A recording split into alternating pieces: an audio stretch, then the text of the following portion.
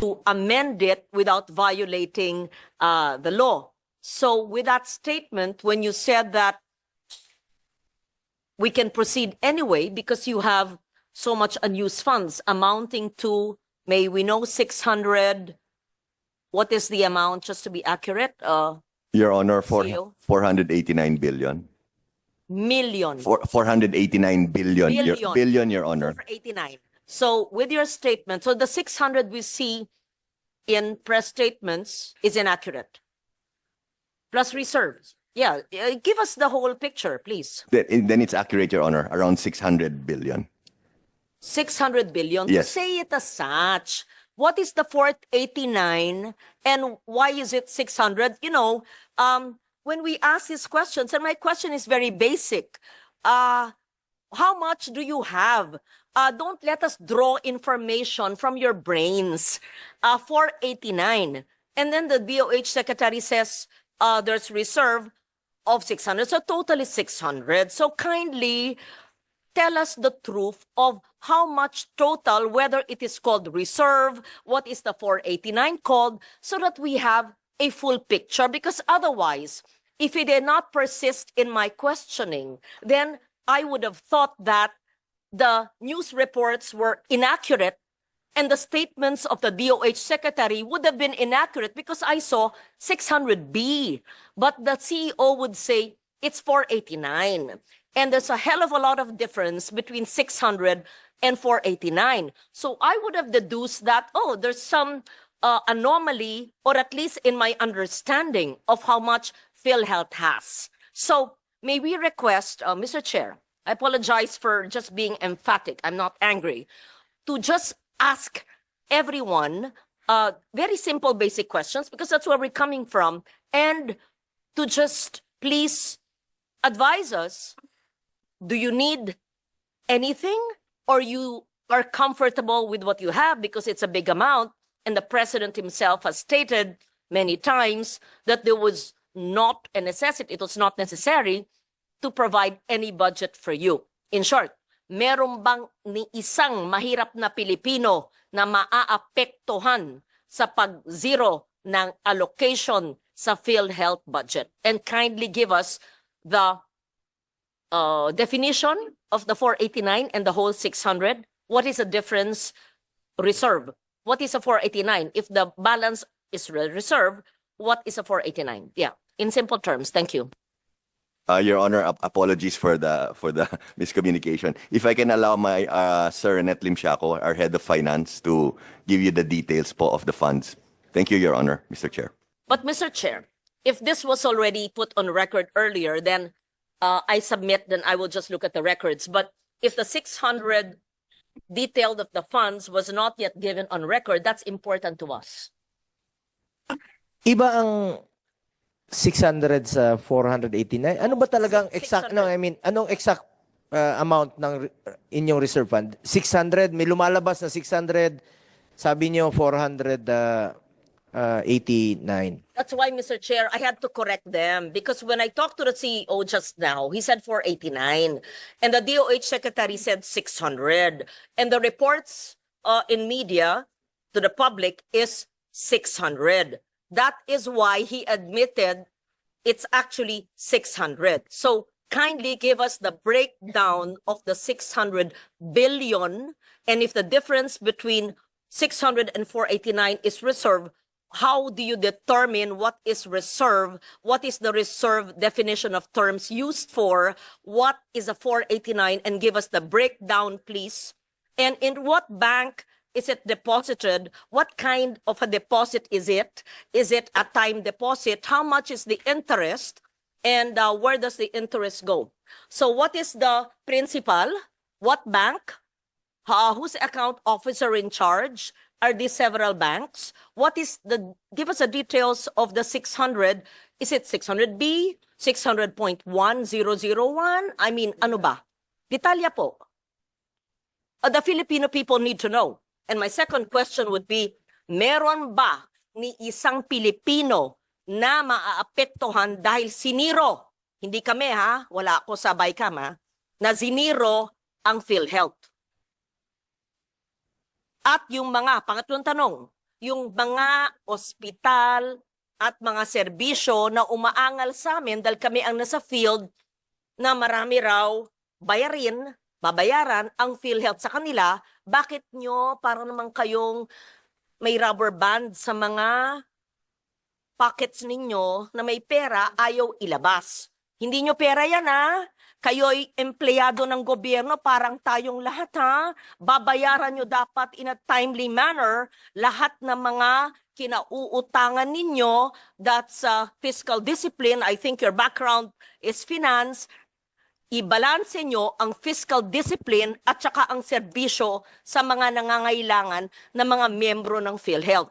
At nandito ang mga author ng Universal Health Care. At dapat sa Universal Health Care, sa aking pag-iintindindi, dahil ako rin ay isa sa mga author, ay point of care. Hindi na kailangan maglabas ng ID. Hindi na kailangan ng guarantee letter sa mayor, congressman, senator. Ay inaasikaso na sa pampublikong ospital. Inaasikaso na sa may MOA ang DOH. So lahat na. And just for the record, Mr. Chair, and the principal author and sponsor, Senator JV, and you would know that because you were my vice chair when I was finance. Even before the universal health care was enacted into law, Senator JV, what did I do? What did we do? You were my vice chair for health. I covered, as chairman of finance, every Filipino, every indigent Filipino. Sec Mina Pangandaman knows this. She's now the DBM secretary. She was with me. Alam to ni Attorney Yoli Doblon, where is she? She was the head of the LBRMO. Director Irene knows this. She was also the deputy staff of Attorney Doblon. Kaya ng national budget, wala pang universal health care na lahat ng mahirap, point of care, pagpasok hindi kailangan magpakita ng ID o GL ng lahat ng pampublikong ospital bago magkaroon ng batas. At salamat na isa batas namin. Okay, pakisagot po. Maraming salamat. Before you answer that, Senator Ligarda, na-discuss na po natin, Ma'am Lauren, na-discuss po namin earlier ito, some sa mga questions mo. Pakisagot lang po, Mr. Renato Limsiaco, kung ano yung tama, kung 600 o 489. Kasi nung budget hearing, iba yung pinakita nyo sa amin na figures. So, iba't ibang figures ang lumalabas ngayon. Pangalawa, Senator Lauren, pang-11th hearing ko na po ito ng Committee on Health. Naka-anim na po ako sa PhilHealth dito. At nung sabi ko nga sa kanila, wala sanang excess funds, wala sanang reserve funds, kung yung inimplementa nila ng maaga, yung expand benefit packages, increase case rates. This week lang po sila nagkandarapa to increase the case rates. This week lang po sila nagkandarapa to expand benefit packages. So kung inagahan yon, walang excess funds na wawalisin ng National Treasury, walang reserve fund na makikita at maraming pasyente ang makikinabang, yung mga mahirap nating kababayan. Kung inaksyonan po ito ng maaga. Anyway, sagutin niyo po yung katanungan ni Senator Lauren. Mr. Chair, pakisagot kasi lahat ng ating pinaikot-ikot dito, nasabi nga nyo, 11 hearings na. Simple lang po ang tanong ko. Sa inyo po nang galing yung figures nyo. Meron kayong 600 billion. Sabi nyo, yung balanse, if you deduct magkano 600 minus 489, yung diferensya nun, investment, reserve. Definition of terms, ano po yung reserve? Tapos sinabi din nyo, meron kayong 489 billion sa investment portfolio. Gusto ko maintindihan, ano ba ang ibig sabihin ng investment portfolio? What is the nature of the investment? It has to be discussed. That is not your money. That is public money. What is the risk profile? How much is the forecast revenue and for what? And what are the financial institutions where this is lodged? And I would like them to explain to us. Because kinakaltasan lahat kami, tayo, ng PhilHealth. Kayo ang may hawak habang namamatay ang mga tao, humihingi ng guarantee letter ang habang proseso. While you are floating in billions, hundreds of billions of cash. So, definition of terms, ano po yung risk profile, at sinong may hawak ng pera ng taong bayan na nakalaan sa PhilHealth. Simple lang po maaring sa Filipino tayo magsalita para maintindihan dahil gusto rin namin malaman. Salamat po. Mr. Chair. Pakisagot lang po na yung exact amount talaga ng reserve fund ninyo. Maraming salamat, Mr. Chair. Based on our financial report, Mr. Chair, this one is October 2024. Our reserve fund is in the amount of 281 billion pesos. This reserve fund is provided in the law that the PhilHealth should set up a reserve fund equivalent for its 2 years operation. So 281 billion pesos. And we have a surplus of 150 billion pesos, meaning from our members' equity minus the reserve fund of 281, the difference, the surplus or the excess is 150 billion pesos. Mr. Chair, honorable members of the committee. Now, as to our investment, Sandali po. Yung 281, sabi nyo, nakasaad po sa batas Apo. na kailangan. O sige, pakita nyo mamaya yung provision sa batas creating PhilHealth, right? Or the universal healthcare. Which? opo, Which? Anong opo? Dalawa po. The batas, yung batas creating PhilHealth or the universal healthcare law. Hindi po opo. Ano po sa dalawa? Ang nagsaad sa batas. At kung meron pong kayong provision, pakilagay sa record para maliwanag po, para hindi whim, para malaman ng taong bayan na may basihan. So kung 281 reserves, ipaliwanag nyo, anong ibig sabihin ng reserves? Anong batas ang nagsasaad na kailangan may 281 nakareserba? Pangalawa, yung 150 billion in surplus, paliwanag din nyo po ano yung basis niyan. Batas rin ba? Kami ba ang gumawa ng batas? Or ito ba ho, ano ang sinusunod nyo? Tapos, i-add natin si 281 at saka si 150 mula sa 600, yung balancing yun, akin na, saan po yun ginagamit? Yan. Salamat po. maraming salamat, Mr. Chair, Honorable Ligarda. Now, on the reserve fund po, Republic Act 7875 or the PhilHealth Law, mayroon po yung provision. And of course, it is also stated here in Section 11 of the Universal Healthcare Law that Program Reserve Fund, PhilHealth shall set aside a portion of its accumulated revenue not needed to meet the cost of the current year's expenditures as reserve fund, provided that the total amount of reserve fund shall not exceed a ceiling equivalent to the amount actuarially estimated for 2 years projected program expenditures. So ito po yung basis po natin why we're gonna set up the 2-year reserve fund in the in compliance with this provision, Mr. Chair, Honorable Ligarda. We see Section 11 of the reserve funds, and of course, it does not state the amount because amounts will differ. But based on the definition of Section 11, is 281 compliant with it, or is it over the compliance? Mr. Chair, Honorable Ligarda, this computation calculated by our Department of Finance and adopted by the management, by the board, that the reserve fund for our FS in the year 2024 in the amount of 281 billion. Proceed po with 150 surplus.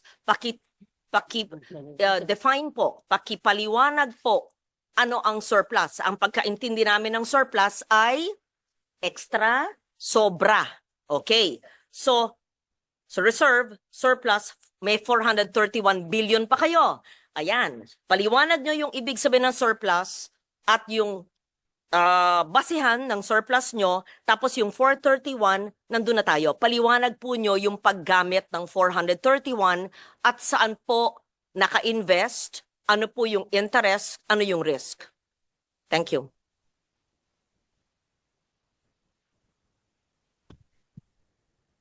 Maraming salamat, Mr. Chair, Honorable Ligarda.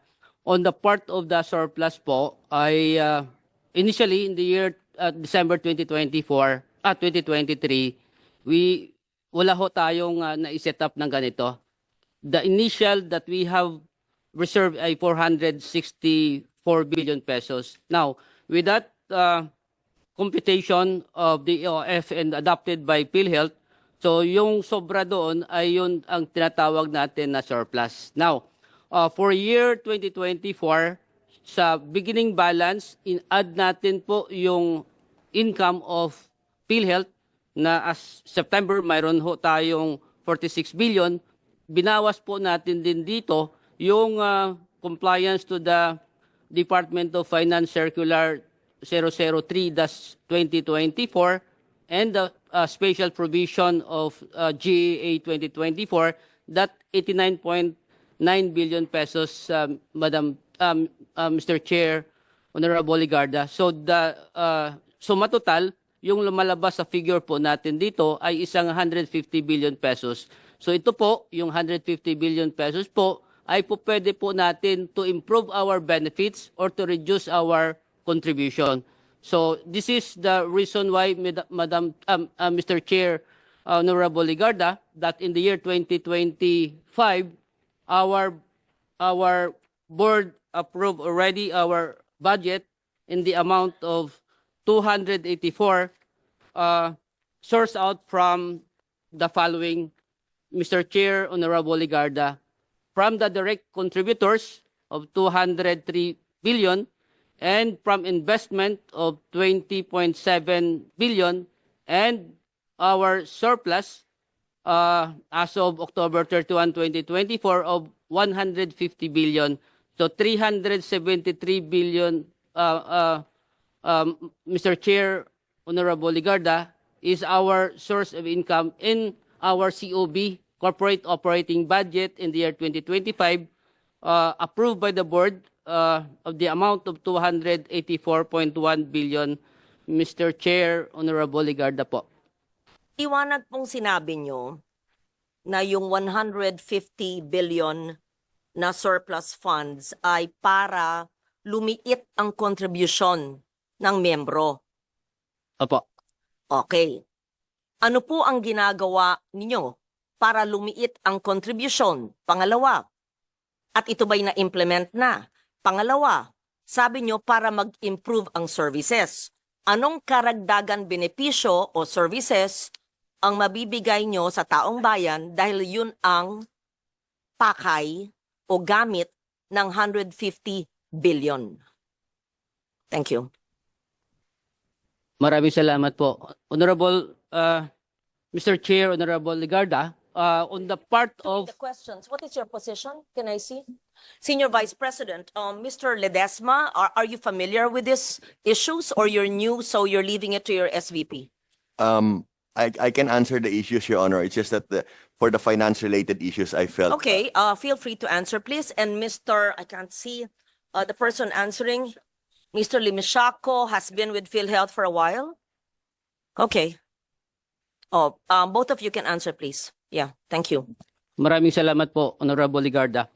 On the part of PhilHealth po, as provided by law or ang nakalagay. So we are more on the expansion of benefits. Now, as presented this morning, Honorable Ligarda and members of the committee, our board, through our secretary po, Chairman of the Board Secretary Herbosa, approved the 50% across the board increase. The other recent board meeting, that 50% po of the across the board estimated actuarially at the amount of 97 billion pesos. So aside from that 50%, Mr. Chair, there are other benefit packages that PhilHealth expand or implement initially for approved by the board and ready for implementation in the year 2025. The 50% expansion of benefits, did you discuss that this morning? Did you show under the present package ito? The expansion ito, 97 billion ang cost nito. Did you do that, sir?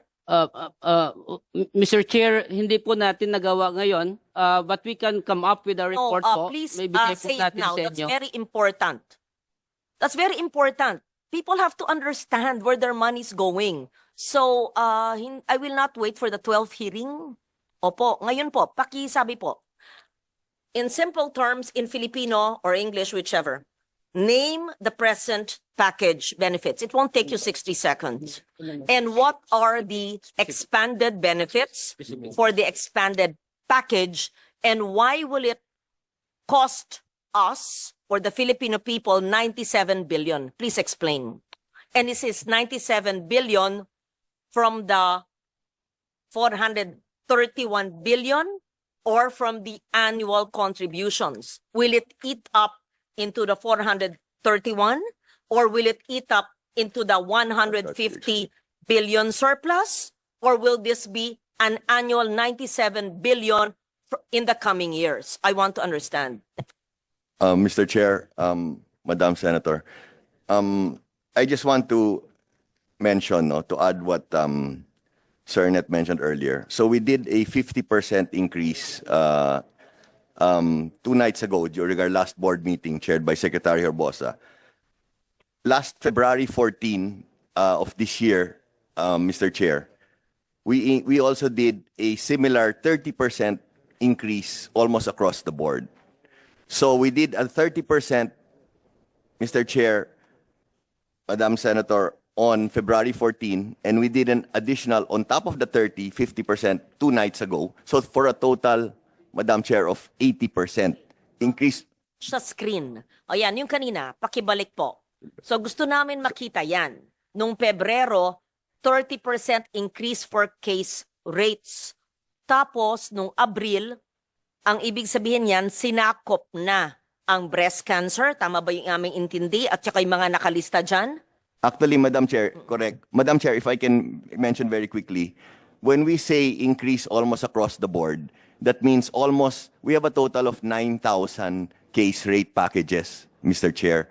So when I say almost across the board, halos lahat po ng 9,000 po nakasakop doon. So Ibig sabihin yung 9,000, what are you referring to? we have different cases or case rate packages. Iba-iba po yon. Ang total niyan po, 9,000. So pag sinabi po namin almost across the board or across the board, sakop po, lahat po yung 9,000 na yan po. 9,000 packages? Yes po. There are Packages. 9,000 individual, different case packages. Yes Case po. packages. Yes po. Ba't ang dami naman klase? Marami po yan po. Iba-iba. May mga nuances, iba-ibang. Marami talaga po eh. Ganun Okay. po talaga. So, ibig nyo sabihin, yung 9,000, anong tamang salita? Package o case rate? case rate or benefit packages. Ayun na lang. Simplihan natin. Benefit packages na lang, ma'am. To communicate po tayo sa taong bayan, yung maiintindihan. Kami mismo, di namin, kung tatlo ang definition of terms, pareho palang ibig sabihin. Di yung benepisyo, yung di ba? Mas madaling intindihan. Benefit packages. Case. Yes po. Kaso ba?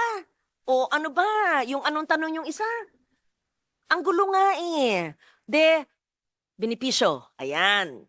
Meron po tayong 9,000. Benepisyo. Package. Ayun, 9,000. Iba-iba. Nag-approve po kayo ng 30% na increase.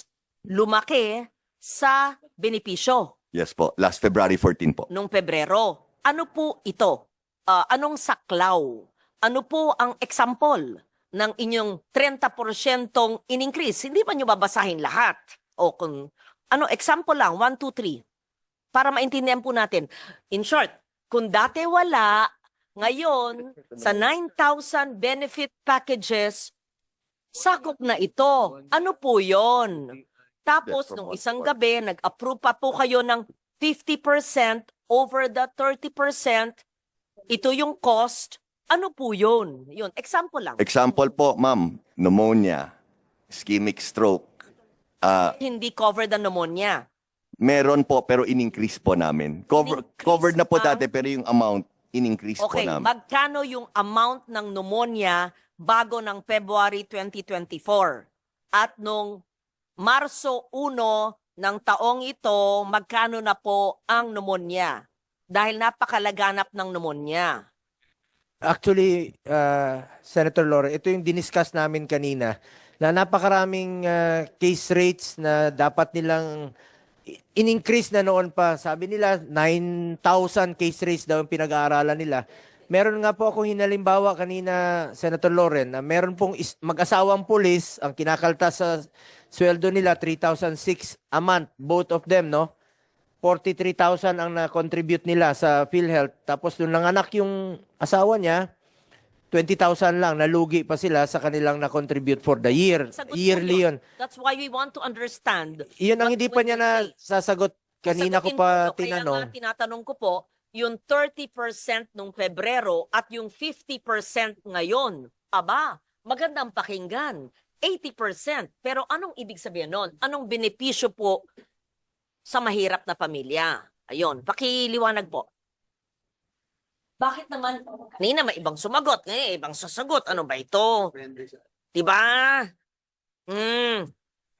Madam Chair, because COO, our Chief Operating Officer, is the one who oversaw all of the increase. Sige So po, with your makikinig permission po po. kami. Thank you Okay, po. Salamat yung po. 30%, example, pneumonia sinabi po nyo, dati naman covered na, pero explain to us please, when you increased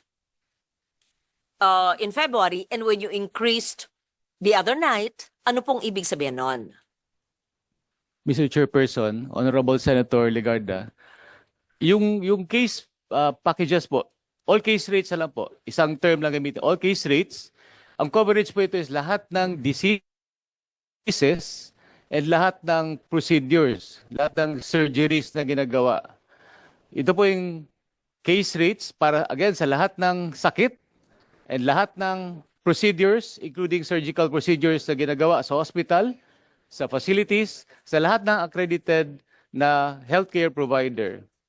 So, meron pong more than 9,000 case packages and in-increase po lahat ng case packages, in-increase natin ng 30% across the board. Lahat po. May exception lang po yung inuna natin na pag-increase dahil covered sila ng top 10 most burdensome disease. Hiniwalay po natin ito. So, at present po, nag-increase tayo ng 30% across the board. Kasi hindi natin maintindihan ng mga across the board 30%. Yung pneumonia nga, bago mag-Pebrero 2024, covered na po ang pneumonia, magkano po? Tapos, nung ginawa nyong nag-increase ang 30%, nag-increase pa ng 50%, magkano na ang coverage pag pneumonia? Yan ang, pneumonia na muna. Opo. For example po, yung pneumonia is 10,000 ang coverage po ng PhilHealth. For example, 10,000. Pag implement po natin ng 30% across the board, including pneumonia, nag-increase po tayo ng 3,000 sa 10,000. So, naging 13,000 po. So, nag-increase po tayo ng 50%. It's 50% of the 10,000 or 50% of the 13,000? 50% of the 13,000 po. So, naging 19,500 na po. Almost double po.